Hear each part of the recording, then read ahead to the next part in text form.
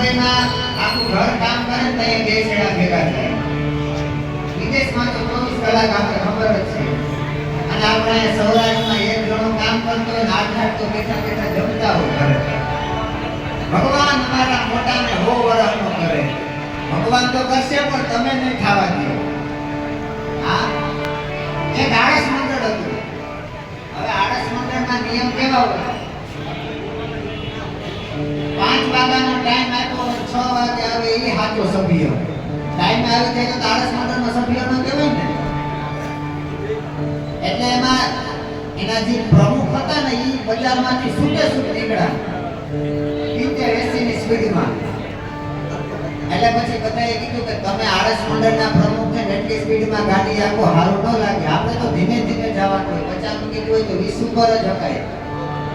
તમે આળસ મંડળના પ્રમુખ છે એટલી સ્પીડમાં ગાડી આપો.